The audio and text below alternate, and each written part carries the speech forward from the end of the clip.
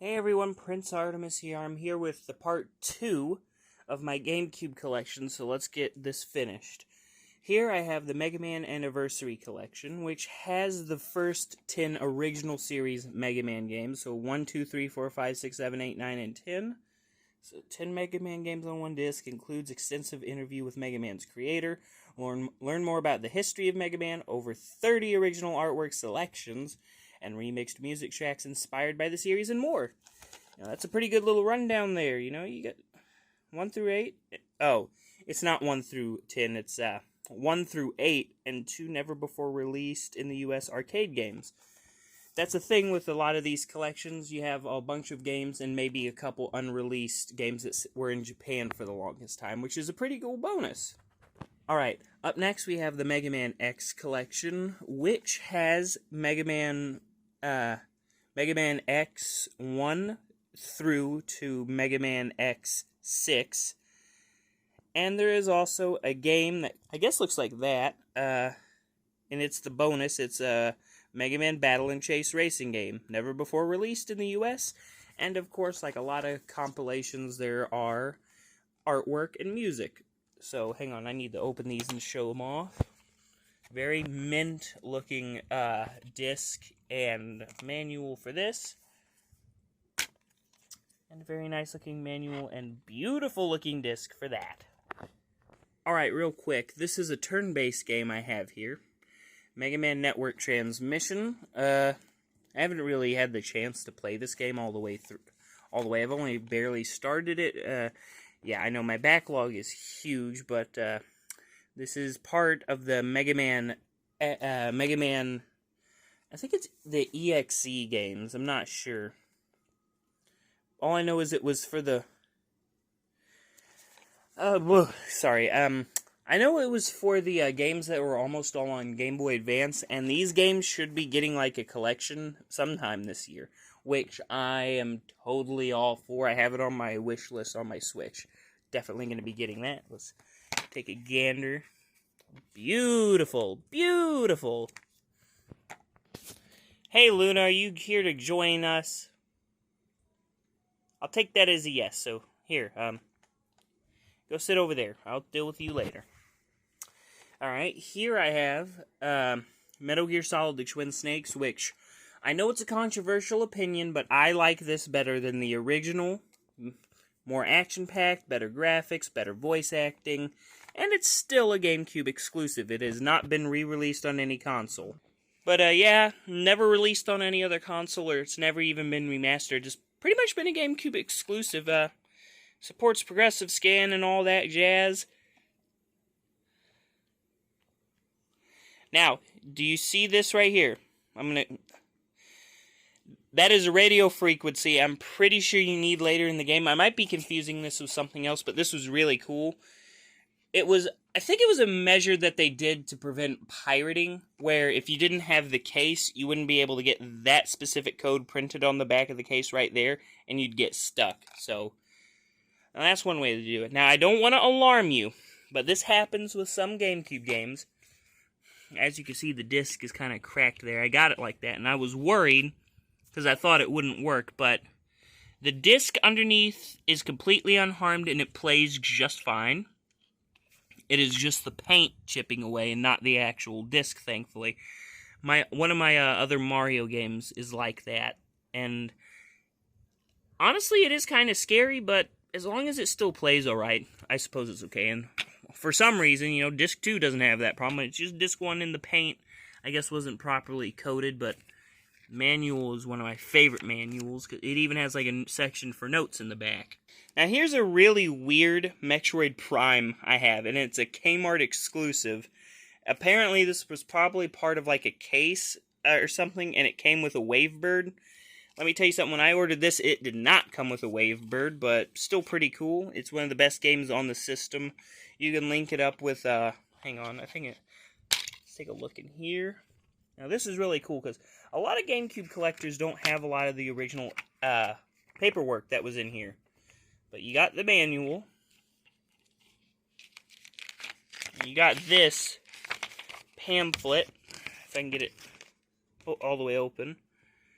for Metroid Fusion on the Game Boy Advance, and how I think you can link it and get the original NES game to play on your Game Boy. And here, I don't know what this is actually. Oh, I knew it. Nintendo Power, baby. Nintendo Power all the way. And it's really cool because not only do I have the original, manual, you even got excerpts from back in like 2003 and 2 and 3, which is pretty cool. And again, this is like one of the best games on the GameCube, and hopefully they do remake it on the Switch. This would be great to play in like 4K one day, maybe. Alright, here we have a Metroid Prime 2 Echoes. I haven't been able to get to this game yet, mainly because of my insanely big backlog, but I've only heard good things about it. It is a sequel to Metroid Prime, so Metroid Prime 2, well, it's going to be good. Come on, it has to be good. It's Metroid Prime. Beautiful disc. I love the way how the case shines and everything. Take this out, and you got an egg serve here. I think this is another Nintendo Power thing. Ooh, I think this was a thing for a DS game, Metroid Prime Hunters on the DS. The DS was around at that time. It's pretty cool. Piece of history right there. See, that's what I love about these old games, because newer games, they don't have manuals and cool stuff in there like that anymore. Oh, hi, Luna. Do you want to show off the next game? Alright, well, here I have Midway Arcade Treasures. Basically includes 20 classic arcade games from Midway. It's nothing special, really. I know there's a 2 and 3 I need to get my hands on, especially 2, because that has like a bunch of old Mortal Kombat games on it. This does have like developer interviews and top secret documents in it, but here are all the games on it. I've heard of Sinistar and Defender and Gauntlet. Ooh, the original Gauntlet, that's pretty cool. And Joust, just ride around on some flying ostriches with the sword. But yeah, this is actually a pretty good compilation disc. It's something the GameCube is really famous for. Alright, here, just real quick, I have a, sadly, not very good copy of Mortal Kombat Deadly Alliance. It was the first, truly 3D Mortal Kombat game, if you don't want to account 4. But I have the disc right there. It's pretty cool. I don't know if it had any exclusive stuff, but moving on from that, we got the better game, Mortal Kombat Deception. And it says only for GameCube, but this is like I had to get a fake case made for it, because, well, But I like that it has the only 4 thing there, even though it's not real. But, due to the fact that this version of the game couldn't connect to the internet, like PS2 and Xbox One, it did come with, Nintendo GameCube exclusive playable characters, Goro and Shao Kahn, and it also came with a Conquest Adventure, Chess Combat, and Puzzle Combat. Kind of like how when, Mortal Kombat Armageddon had a Mario Kart ripoff included, which was pretty cool. Alright, here's one of the cheapest games on the system, especially the Player's Choice version of Namco Museum. The 4 main games it has is Pac-Man, which is a weird version of Pac-Man. I can never freaking tell what this says. Pole Position 2. See, it's real hard to read that, but Dig Dug and Galaga. But, you look on the back and it, Pac-Man, Galaga, other Galaga, whatever the hell that says. Pole Position 2. Miss Pac-Man's even here in the one of the original arcade Dig Dugs. And, well, 2 Dig Dugs, how about that? There are also hidden games you can unlock by playing other games, Take a look at that. Manual, nothing special, But it's a good compilation. Alright, here we have NBA Streets Volume 3, which is a pretty good baseball game. I haven't gotten the chance to play it because this is the most recent addition to my collection. But, it is from back in the day when EA Sports had the big movement, EA Sports big. And the games were actually decent, unlike today. But the special thing about the GameCube version, which is why I say you get this version rather than PS2 or Xbox, You could play as Mario, Luigi, and Peach, and they could, like, go up against, like, LeBron James, you know? That's cool. That is cool. That's why I like GameCube. It had a bunch of exclusive games. Well, it had exclusive games, but some multi-plat games had, like, exclusive content, too. Alright. Here we have an interesting little game called P&O 3, or Project Number 3, Product Number 3, whatever you want to call it. But, I haven't really played this game too much. Again, crazy backlog. But this game does have an interesting story behind it. You know, killing robots and stuff with this lady. And it is part of what was originally called the Capcom 5, which I will get into at the end of this video as a little bonus explaining the whole story of that. But good game. It's like a first-person shooter, but third-person over the shoulder camera. My, what a selection of games. Start with this one. Pac-Man Fever is, how do I put this? It's basically a Mario Party ripoff. I don't know what you want from me. I mean, it's an okay ripoff. You know, for a ripoff. But the cool thing is it has, like, other characters from other Namco series. You know, you got Heihachi from Tekken, which is his only appearance on the GameCube. Got Astaroth from Soul Calibur, which, that's a weird Soul Calibur character to choose. Why not, you know, Nightmare? Oh, and Tiger. Tiger is also from Tekken, and Rico from Regs Racer. And Miss Pac-Man's there, too. Hi, Miss Pac-Man! Disco Man, woo! But, yeah, anyway, it's just, you know, an average Mario Party clone. The GameCube had actually quite a few of those. I know there's a Shrek one I need to get my hands on, but, yeah. Next, Pac-Man Vs. and Pac-Man World 2. I'm going to talk about Pac-Man Vs. first. I think it was designed by Shigeru Miyamoto, you know, as a little additional game to this bundle. And it was rarely sold separately, from what I understand. But in order to play it, you need the Game Boy Advance link cable. And whoever had the Game Boy was Pac-Man, and whoever had the normal controllers were the ghosts. There could be up to 3 ghosts chasing Pac-Man. Pac-Man had an unfair advantage because he basically had 2 screens to look at. Not very fun, but whatever. And then you got Pac-Man World 2. I haven't really played it that much, but from what I heard, it's really good. You know, it's a collect-a-thon like Banjo-Kazooie and Mario 64. Give it a try one day. I'll get to it. Backlog. Now, here is a game I have played. Pac-Man World Rally. Take a guess what it is, my friends. Take a guess. If you answered Mario Kart clone or ripoff, you're right. Because it is. But it's a good ripoff. I'm not saying it's better than, you know, Mario Kart Double Dash, but, you know, it's pretty good. It's good at what it does, and that's all that matters. So let's take a look inside. Yep. Good at what it does. Oh my goodness, now we're getting into some of my favorite games. Paper Mario: The Thousand Year Door, which is still a GameCube exclusive, never re-released. And man, this is one of my favorite games. I mean, I completed it 100%. That's how much I love this, and I don't usually do that with games unless I'm really attached. Like, what can I say? This is like one of my favorite games ever, and I only had to do 3 playthroughs. I know that sounds like a lot, but you know. You grow attached to the characters, you memorize all of them.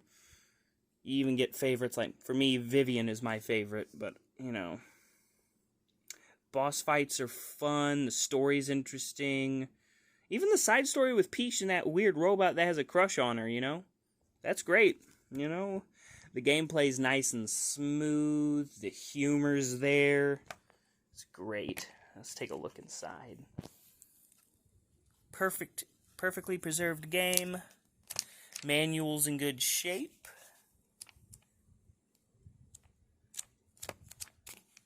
Wonderful.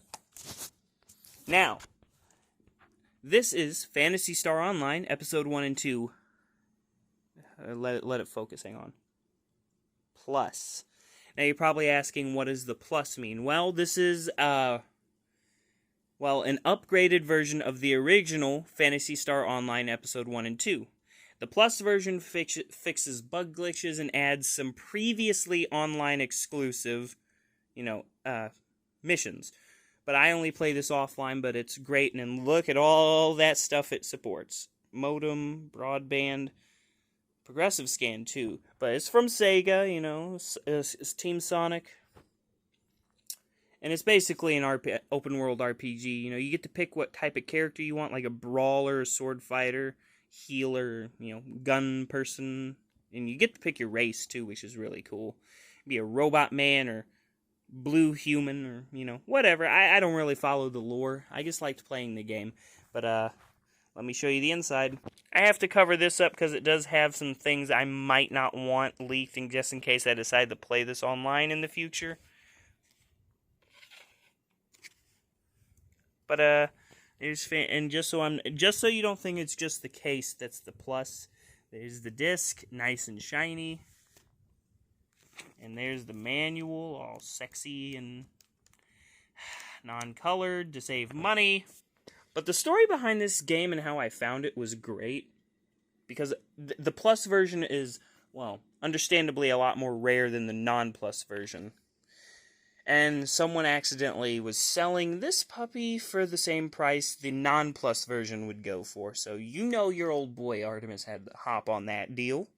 I'm going to admit I haven't played this yet, but I feel like this game gets too much crap put on it. It's unlike Phantasy Star Online 1 and 2 that eventually came to Xbox and other consoles. Phantasy Star Online Episode 3 Card Revolution stayed a GameCube exclusive, and it still is. And just like the last game, it does support internet connection if you have the modem to go with the GameCube. But, instead of, just hacking and slashing enemies, it's a card battling game. Do you have to interrupt, every 5 minutes, Luna? It's unflattering, Ugh. Anyway, the game, I feel like, is underrated, and most people hate it just because it tried to do something different, which I can appreciate as an intellectual. But there's the disc, and there's that wonderfully, perfectly preserved, thick manual. Holy crap. That is a thick manual, dang. But, yeah. Alright, and, here is Pikmin. The original Pikmin. Sorry for the stain there. I have no idea what that is. It's like paint. But, Pikmin. I know it wasn't a launch game, but it came out, the first year, a day after Melee did. But, if you've played Pikmin, you control all the Pikmin, you get to tell them what to do. With the first game, you have, a time limit on days you can spend on the planet. It's a really rough game, the first one, but I can't wait to get a hold of the second one, though, because I think the second one's slightly better, but... Oh, I still got my ticket. Yeah, just ignore that total, because that was for... If you couldn't tell, that was for, multiple things, okay? Don't judge me. But yeah, there's the game and the manual, perfectly preserved. So, alright, now here are two Pokemon games that are basically like the Pokemon Stadium games, which are coming to Nintendo 64 NSO sometime, but Colosseum was first, and then Gale of Darkness XD. These two games are super hard! They are. These are, the most difficult Pokemon games you will ever play. Mainly due to just random difficulty spikes and the way the game plays and how you have to level up Pokemon, but challenging it is, and it is fun. I would open this, like that, but I don't have original manuals for either of them, sadly. I wish I did, but, sometimes you gotta do what you gotta do. It's sticky. Thankfully, I got the price cut down when I bought them, mainly because, well, no manual. That usually cuts the price down. Alright, here I have Rampage, Total Destruction. You're just a bunch of big hairy monsters, guys that drank something they shouldn't have and turned into monsters, 3D, it was the last game in the series, I believe, but it also did come with Rampage 1 and 2. Hang on, let me read this.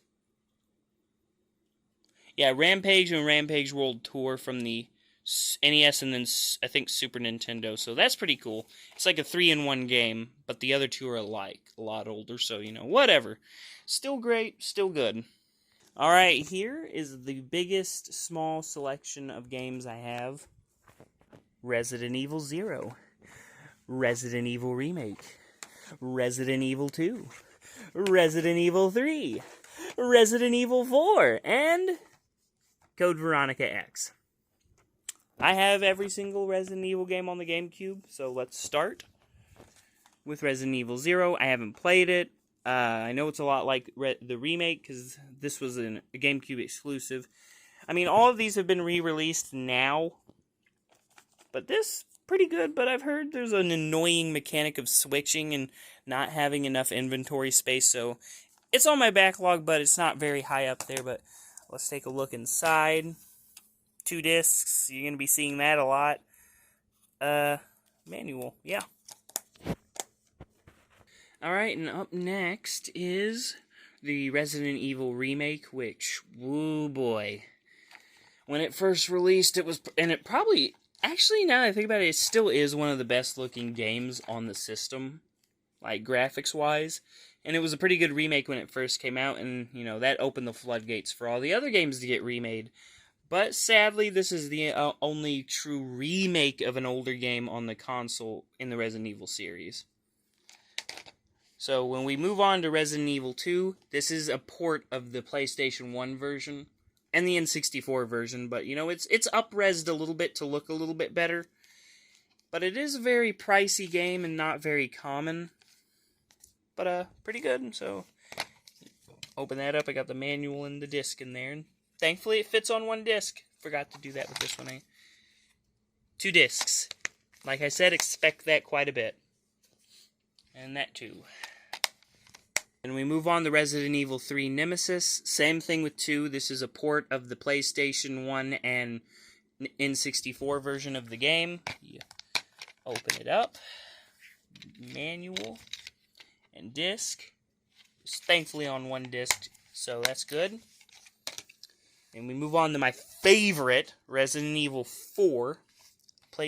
This is the last gift my dad gave me for one of my birthdays, but seems has another same problem that the Metal Gear Solid game's having, but that's okay. It's still playable, and that's all that matters to me. But it's a classic game. What can I say? It's probably one of the few games that's been ported to more systems than Skyrim, if we're being honest here. Resident Evil 4, though, is a great game, and again, I know this was part of the Capcom 5, and so was Killer 7. I think I'm looking backwards. Yeah, I talked about that on my last video, so yeah, Killer 7 was part of it too. Like I said, I'll talk more about it at the end of the video. Finally, the most expensive game in this series, Resident Evil Code Veronica X. It's not expensive on the Xbox and PlayStation 2, I've noticed, only on GameCube. But the cool thing about this is I only bought it for $40, which was honestly a steal for the game in question. But the real ticket is the manual, because when I originally bought it, I didn't have the manual. And I just so happened to know someone who was selling GameCube stuff. And I asked him, hey, do you have any manuals or cases without games? And he said, yeah, I got a manual for one of the Resident Evil games. And I asked, oh, really? Which one? And he's like, the Veronica X one. And I offered him $25, and he took it. And it's worth twice that, so good on me for making a good deal with a sucker. Well, not really. He made some good money. So that's good for him, because I doubt eBay would give him much more than that, because eBay is a cruel mistress sometimes. Alright, real quick, we have Scooby-Doo Night of 100 Frights. I don't have any of the manuals or excerpts for it, sadly, because I've had it for so long, but one of my most played games on the GameCube, You have all the classic Where Are You Scooby-Doo villains coming back, and as holograms, I think. But, you can still beat them up and hit them, and, you're playing as Scooby and trying to uncover the mystery of this big old house. yeah, there's boss characters and stronger characters too. So you need to watch out for that. But this is like one of my favorite games on the system. As far as licensed games go, this is a pretty good one. Speaking of licensed games, here is The Simpsons Hit and Run. What can I say? This game is one of the best licensed games on the system. I don't have any excerpts for it, sadly, but it's basically like Grand Theft Auto meets The Simpsons. It's an open world game where you get to explore Springfield. Like, what more could you want? And the story is actually pretty funny, too. I haven't played it all the way through, but I like this. I like this game. I like running around and just goofing off and making the police angry, which is just Chief Wiggum, so you know he's not going to do his job right. Alright, real quick, I'm going to get these out of the way. The Sims and The Sims 2. Didn't play either of them. Well, I played The Sims 2 a little bit, but haven't gotten around to it. But I know my girlfriend, man, she's crazy for this series. So, you know, whenever me and her get together, she'll have something to do on the GameCube, I guess. I don't have anything for The Sims 2, but let's take a look inside The Sims 1. Spider-Man! Alright, here is Sonic Adventure Director's Cut. From Sega. You know, it was around that time when Sonic was finally coming to a new console. You know, this is like one of those really good ports. I haven't gotten a chance to play through it all the way, but I've played a little bit, and it's pretty good. Hey, look, Spider-Man again, woo! We'll get to that later, but yeah, I haven't. Now, on the other hand, Sonic Adventure 2, I have heard so much about it. The Chow Garden is what I'm interested in. I haven't gotten a chance to get to it, but when I do, that Chow Garden shall be owned, my friend.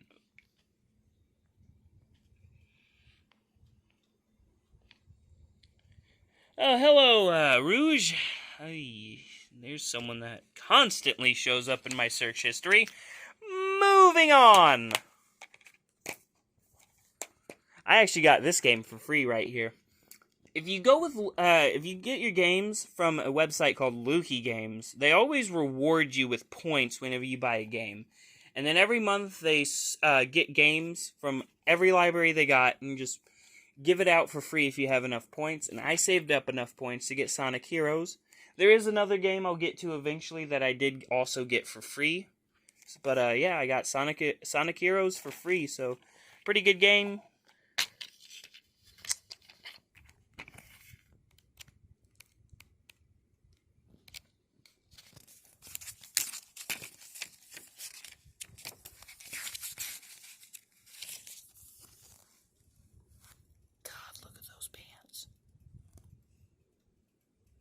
No!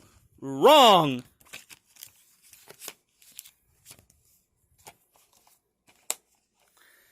Hey, okay, that can't be accurate. I'm gonna have to Google that later. Otherwise, I'm gonna have some serious self-reflection, and so is most of the internet. Also, here's the Sonic Mega Collection, which is one of the more notable collections on the system. Mainly because it does have, like, Sonic 1, 2, and 3, and some, you know, Sonic and Knuckles, and then Sonic 3D Blast, Sonic Spinball, and Dr. Robotnik's Mean Bean Machine, which is kind of like a puzzle game. And there are more unlockable games, and there's even comic books included. And when they say unlockable games, it's not Sonic games, it's like other Sega properties, like I can't even think of them, but, you know, it's a cool little extra thing. So, extra games and bonus features to boot. So, that's pretty cool. Okay. My favorite game on the system. Bar none, most played time. Soul Calibur 2. Need I say more? At the time, when it came out on the GameCube, they had a promotion going. There would be one guest character that was different on every system to sell. PlayStation 2 had Heihachi from Tekken. Xbox had Spawn, which we'll get to right after this. But GameCube, GameCube got the best deal, because GameCube got Link. Probably the coolest guest character to have ever guessed in a game. Got the disc right here, and I had to buy the manual separately because for the longest time I haven't. When I got this, it didn't have a manual. But let me see if I can find a. There she is.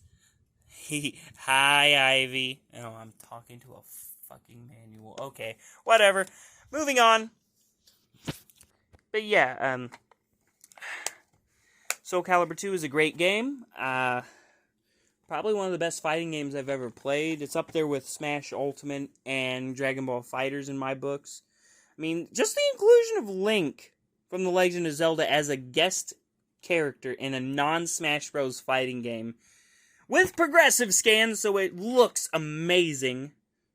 What more could you ask for, really? Alright, and here we have Spawn Armageddon.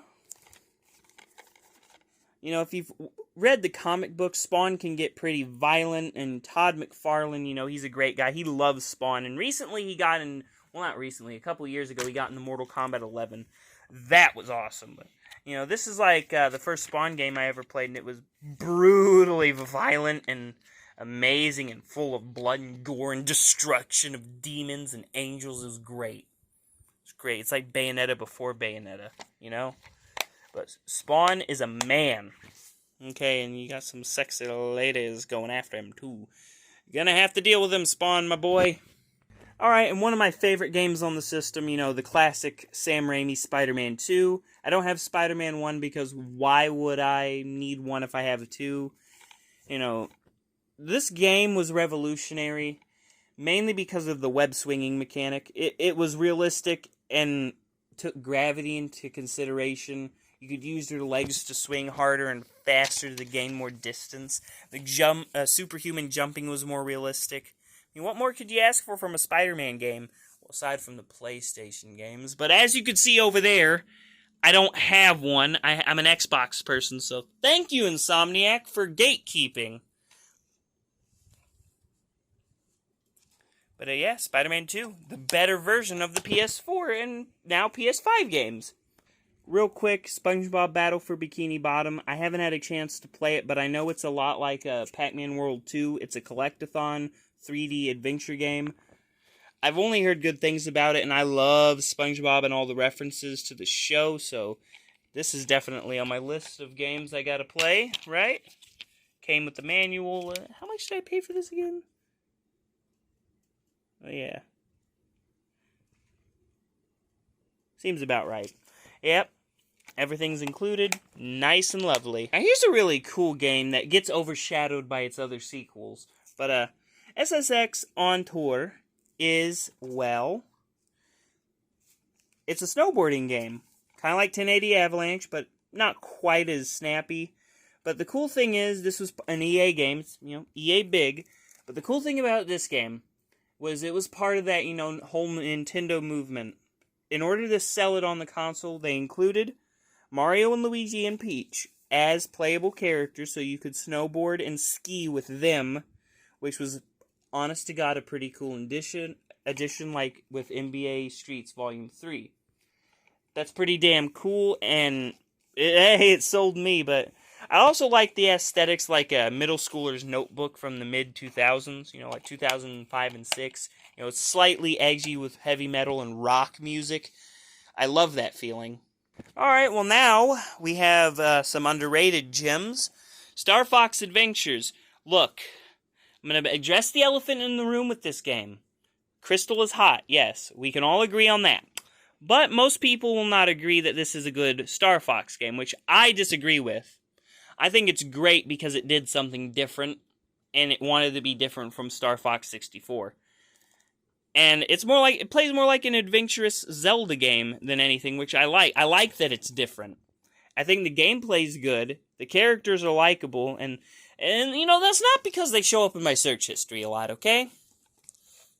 Although that's part of it, especially you, Crystal, but I have the original instruction manual. I'll get that out real quick, because I know there's some pamphlets underneath. And then there's some stuff for Nintendo Power and the original disc. Pretty great. Now, enough people whined about Star Fox Adventures being so different that Star Fox Assault took a more, Star Fox 64 approach. Like in the ships and battling. However, it did do its own thing, which I respect, where there are parts of the game where you get out of your ship and run around with a freaking rocket launcher or laser rifle, which is pretty cool. And you have the heroes and villains teaming up and stuff. Hi, Crystal, yes. Woo, I love Crystal. But, and they need to bring her back if they ever do another Star Fox game, but, basically, Andros is defeated, and you got these other aliens coming in, and the heroes and villains from past games have to team up with each other. It's great, it's one of those stories where that does happen. This isn't the original case, though. Like I said, this is a game I had to buy without its original case, but I did get this more sturdy case from eBay, which I do love them. These are way thicker and more protective, so that's great. Alright, just ignore the shitty case over here. I plan on replacing it sometime.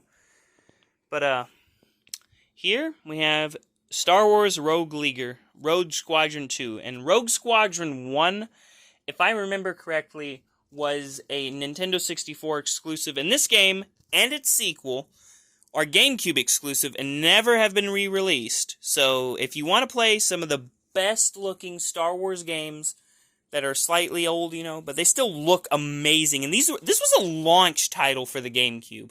It still looks realistic, the graphics are amazing, and the combat is really tight. I would definitely recommend this. But sadly, I don't have the original manual. All I have is an excerpt, paper. But the disc is in good shape, and the case is pretty alright. Now, just ignore all of this crap on it, because, sometimes when you're dealing with retro games, you gotta put up with shit like this. I don't even know what that says. Rudian Shangdia Due. Something foreign or something. I think this is an excerpt for Nintendo Power. But,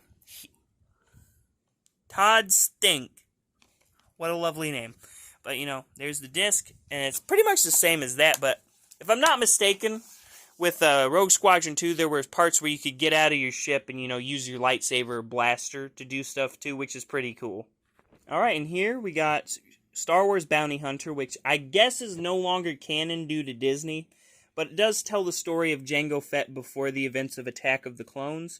It supports progressive scan, all of that fun stuff, which is pretty cool. I like, prequel stories like that, telling stories.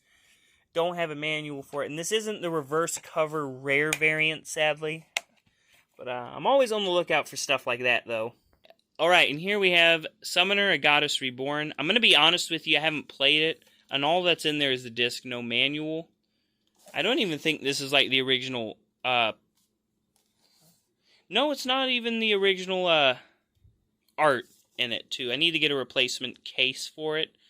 But, I haven't played it, but, boobies and all that fun jazz. But it did look interesting in, like, a game that was my style. So I figured, why not, Fantasy stuff kicks ass.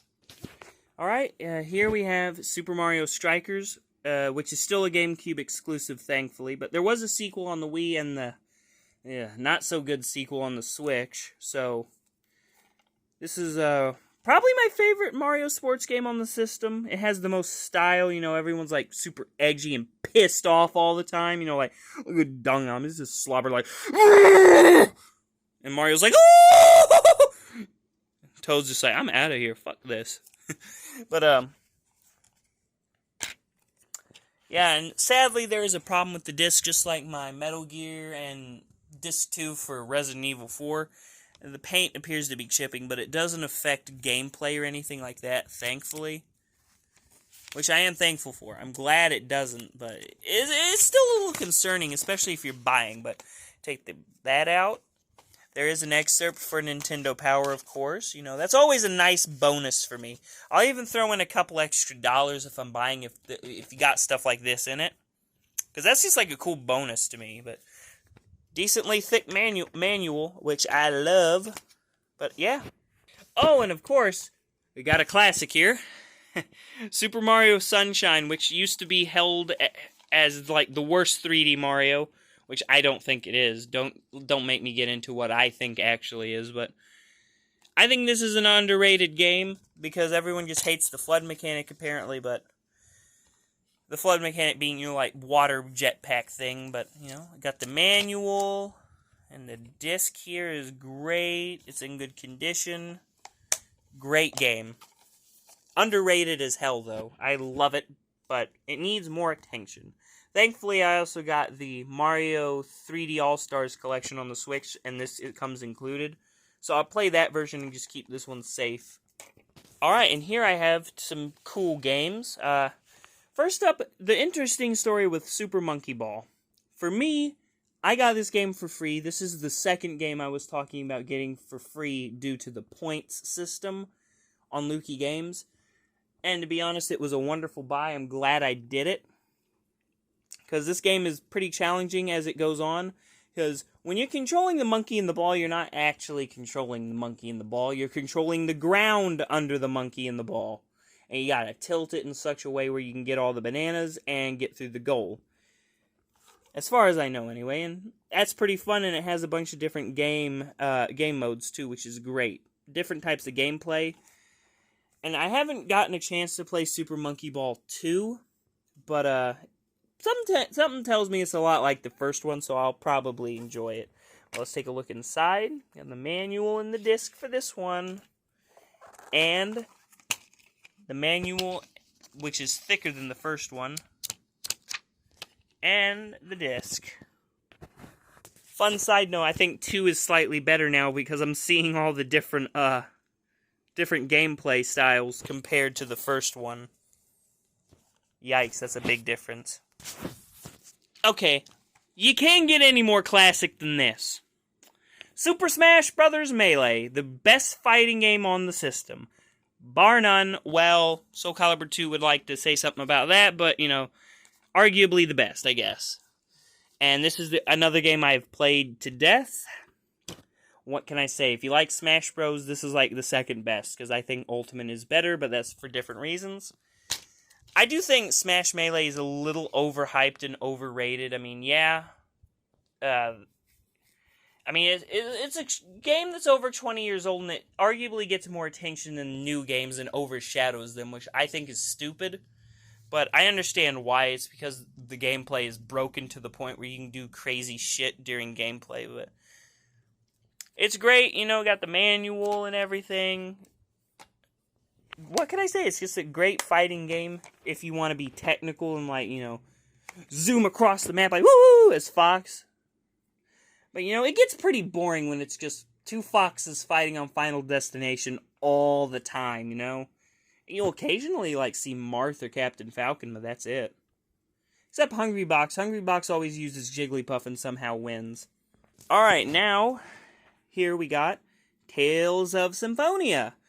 I haven't gotten to play it yet, but, I played a little bit at the beginning, and I like the style. It's a real-time RPG, where you don't have to take turns, but it has the story of a classic RPG. And, you just run around the world as Lloyd here with 2 katanas. You swing shit and team up with friends on a grand adventure. It's big enough to have 2 discs, so it's going to be a long one. But I have the complete case and manual, everything. So, it's on my backlog, but I know it's getting a remake this year, too, which I might play instead. We'll see when I decide to do it versus when the game comes out. Tony Hawk Pro Skater 4, dude. Is there anything else I should say? It's Tony Hawk. Skateboarding amazing, Look at him just saying, you better fucking play my game. Or I'm gonna beat you with this fucking, Yeah. But Tony Hawk Pro Skater 4, classic game. Got everything in there, and it's, of course, Activision. But, good game. I think 3 and 4 are arguably the best in the series, and it's just kind of downhill after that. But the 1 and 2 remake recently was pretty good. Turok Evolution. I don't really have too much to say about this game. I haven't really played it that much, but I know you get to hunt dinosaurs, which is the main reason I got it, so on the backlog, I guess. Ultimate Spider-Man. I know you can cycle through playing as Venom and Spider-Man simultaneously, which is the main reason I got it, and also because, fucking Spider-Man. But, boy, take a look. Manual and disc and everything, and it has the same swinging style as Spider-Man 2, which is another good reason to get it. And the art style is actually pretty good, too. It follows the Ultimate comic books, which I didn't like when Miles Morales replaced Peter, but, you know, whatever. Whatever. I'm not racist. Whatever.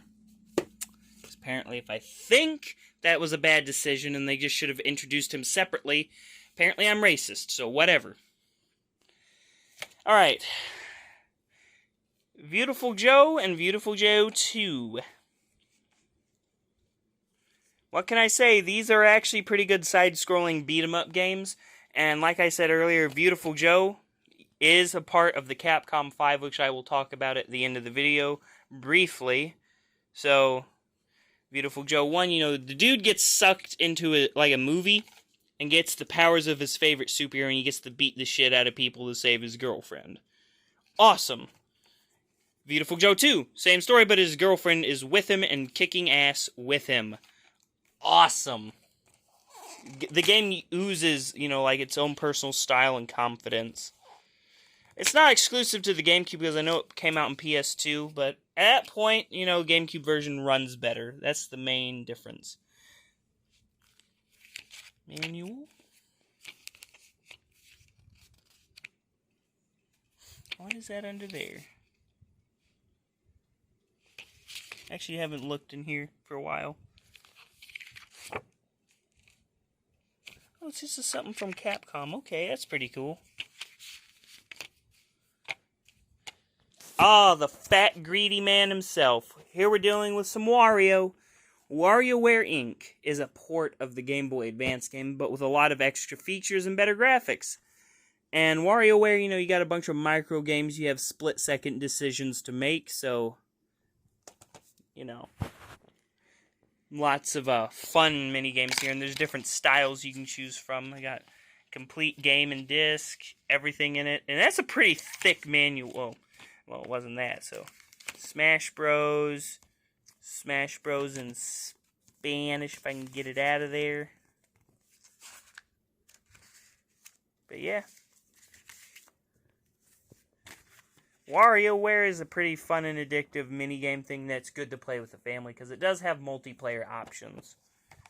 Now we're dealing with the more fun game. Woohoo! Wario World. I am a Wario!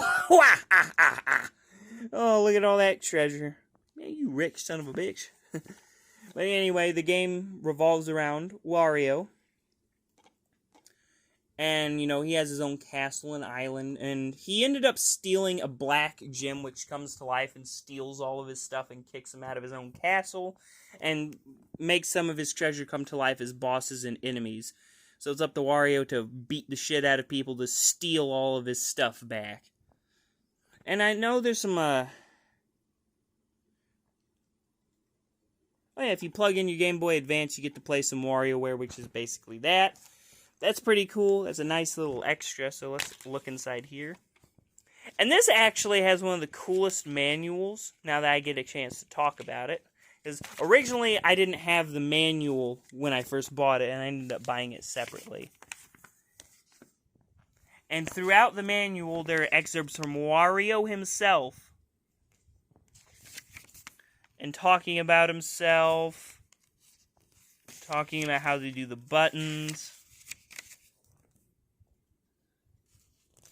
Basically, Wario just gets to write his own dialogue in the manual, which is, like, really cool. I'm just going to flip through this real quick, because I know there's a diagram of Wario's anatomy. There's some of the enemies you'll be dealing with. We meet these idiotic enemies. Here it is. And oh man, he can hold 1.1 gallons in his bladder. That's flattering. 10 rolls of abs. Size 11 feet.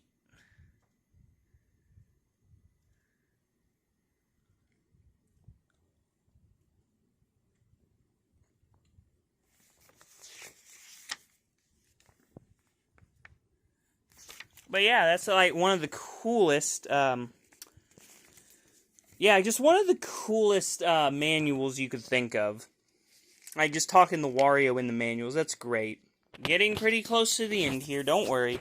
Wave Race Blue Storm, which was, again, another one of the release games that came out with the console. And the cool thing about this, you know, it's jet skiing, so it's pretty 90s-esque. But the water just looks so realistic and beautiful. I love it. That's like the main draw to this game, is the beautiful graphics. Even for like a game from 2001, it looks drop dead gorgeous and beautiful, and I love it. And finally, our final game, X3, Extreme G Racing. Haven't played it, but I'm pretty sure it's a lot like F-Zero. I know it used to be a series that was on N64 too. I think this was maybe the last game, I'm not sure. So if someone wants to correct me in the comments, let me know. But it's from Acclaim, and I heard it's pretty good. Probably not as good as the last game, but you know, it's a game. What can I say? I haven't played it. Now that was the last game, however, I do have this as a little bonus. I have an action replay for cheats. Yes, I cheat on these old hard games. They are difficult, let me tell you that. And I also have the Game Boy player, which hooks up to this little puppy down here. Otherwise, this thing that you put Game Boy games right in there, you gotta put it up in there to get that thing to go, so you can play Game Boy Color, and Game Boy Advance games on your TV, which is probably one of the best console-like package bundles thingies that I can think of. And as promised, here we have the Capcom 5. Now, you might be asking, Artemis, you dumbass, I only count 4 games there. Well, you would be right, because the 5th game, which I'm pretty sure was called Phoenix something, was sadly canceled. It did look pretty fun, like an action-adventure game, but what we have are these right here. And now the original deal for the Capcom 5 was they were supposed to be GameCube exclusive games to get people to buy the system. And as you could probably tell from what I said earlier, even though, you know, that says that, this is the only game that ended up being GameCube exclusive and never going anywhere else. These 3 ended up getting ported to other consoles. Sadly, mainly because PlayStation 2 was like selling sky high.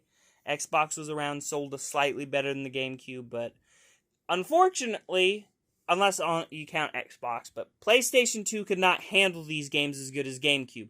I know it's shocking for some retro collectors to hear. GameCube is slightly more powerful than PlayStation 2 due to having a year of development on it.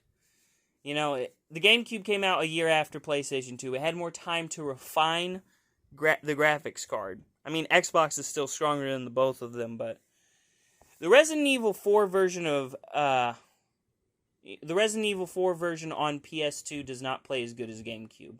That's just a fact, okay? It wasn't built for the PS2. It was originally built for GameCube. But this is the Capcom 5, but, you know, what was left of them, because the 5th one got canceled. But it was a good idea. Nintendo paid good money, and they were exclusive for a little bit. So that did drive up sales a little bit. Resident Evil 4 was the biggest out of the 4 that were released. But I kind of wish we did get Phoenix. Maybe one day we'll get something. Maybe they'll work on it again and do a new story with it. Who knows? All we can do as gamers is hope and dream. But this has been Artemis, showing my GameCube collection that I've worked hard on since I was a little kid, but I really started going a couple years ago. I am so proud of what I have, because it's taken quite a while to get there. And oh yeah, microphone and Game Boy Advance link cable. Almost forgot, but that's up there too, so no need to worry about it. That's my entire collection. Oh, and if you do need a almost didn't notice that. You would probably tell me in the comments anyway. But I'm going to be looking for more games over the year, and I'll maybe do an update at the very beginning of next year. Or whenever I feel like I have a substantial, you know, like, improvement, you know. But thank you for watching.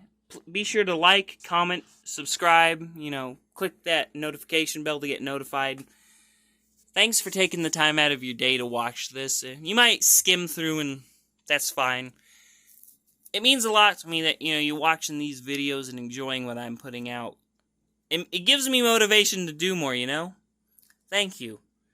Have a lovely day, and, I don't really have much more to say. Just stay safe, be alright, don't harass other people in the comments section or anywhere else, because it gets you nowhere. But, have a nice day. I'll talk to you guys later. Bye!